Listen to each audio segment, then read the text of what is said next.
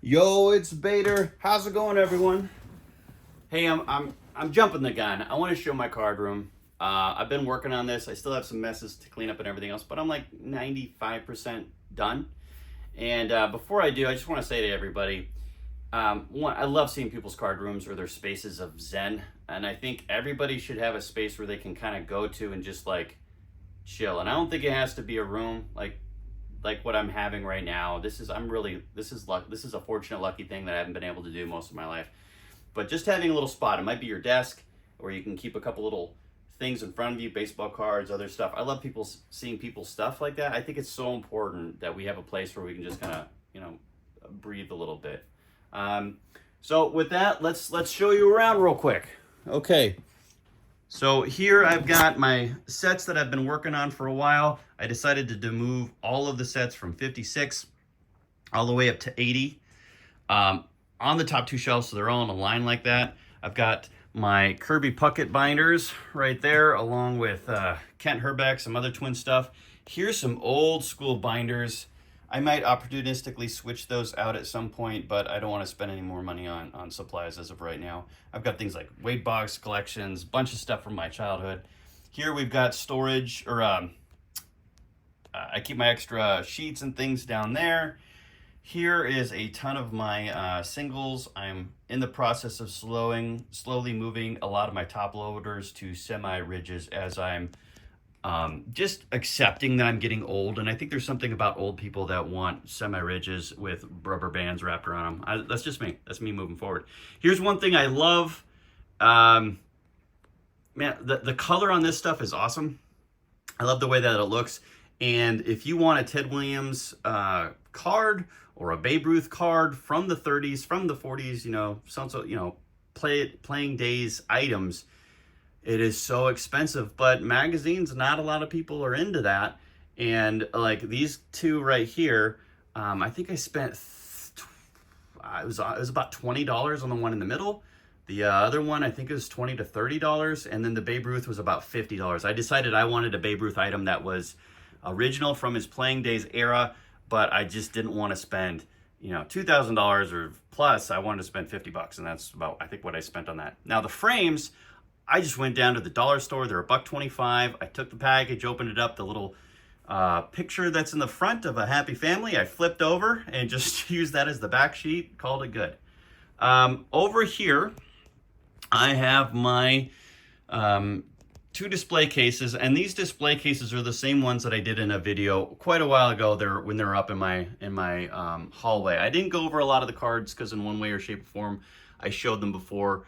I've got some oversized cards. The middle one is Gabby Cravath, he's a 6-time home run champion that nobody ever talks about. That's a super affordable card for people who love baseball and home run, champions.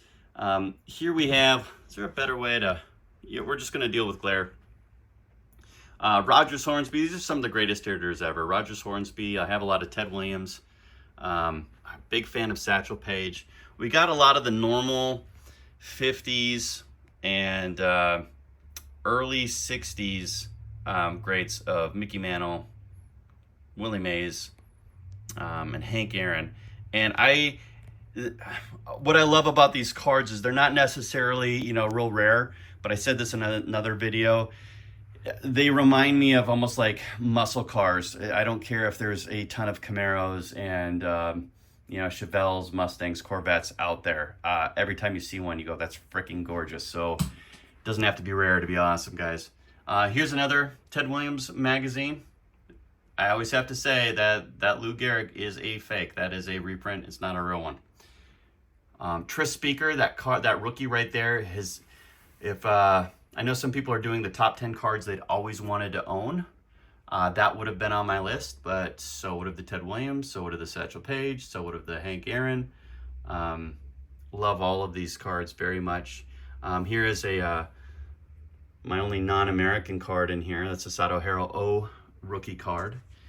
And yeah, I definitely showed these in the other one. So display cases are great.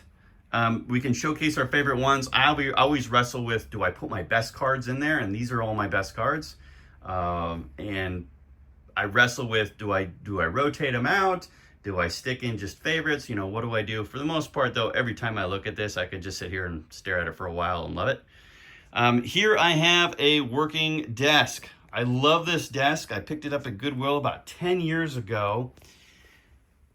And for, I think it was $19. As of right now, I got some of my oversized stuff sitting there. Before, when I was setting up the room, my display case, I hadn't brought the ones inside that I had up in my hallway inside. And so I had a lot of these top supers. A number of you commented, hey, it's nice to see those instead of slabbed cards. Sorry, man. I'm the same as one of the many. they're slabbed cards. And these, I don't have room for some of this stuff, so I'm not going to show it. This, I keep some of my supplies under there. So on the right side, that's mostly penny sleeves. And here I have a ton of semi-rigids. And I have a quick grab so I can grab penny sleeves and semi-rigids. Keep a pair of scissors so I can get through stuff right away. So other than that, I've got the big investment of doing this whole room cost me $38. And it's the new drapes curtains that I got. Got a simple couch. I got steamer trunks, which I love. I keep boxes and boxes of baseball cards in there, mostly commons. This stuff is some stuff that I have been going through and working on, but I can just sit there and, you know, watch TV while I do that. And then over here is this is mostly twin stuff. So I've got a bunch of comic books from when I was a kid. I don't know where to put those. I was never really super into them, but I got a decent amount. And here we've got my twin stuff. And I love this side. We've got a Walter Johnson starting lineup up there. We've got a Kirby Puckett, Harmon Killebrew signed card up in the upper left. That's an awesome one. Got some of my favorite Twins or Washington Senators of all time. I love this card right here. That thing is freaking sweet. I love that. These two were big cards for me. I was very excited when I got both of those. My Tony Oliva run. We got Jim Cont. And this is another way, I really like this too. I don't see many people do this, but if you really have a player that you like a lot and you want to display it, this is a really simple, cost-effective way to do it. I don't think you even have to do it really very high grade. I mean, somebody could probably spend, you know, $30 bucks, $35. Be patient, get some singles, and do something like this, just not spending too much per card. I mean, why do they have to be meant to do that? And then up here, it's very much like the other side. I've got some oversized cards at the top. Killebrew run. And I couldn't fit them all in there, so I had to remove a couple cards to make them all fit. And then I don't have a lot of pre-war, and the great bulk of it that I have, this is probably half of it, but this is definitely all the nicer of it. And what we got is we have all Gaudies and 20s caramel cards and things like that. Absolutely love that. Here we got Kirby Puckett. Got a couple autos that my dad got me. This is a game from the 70s. Oh, this one's funny. This is a thing I did as a kid.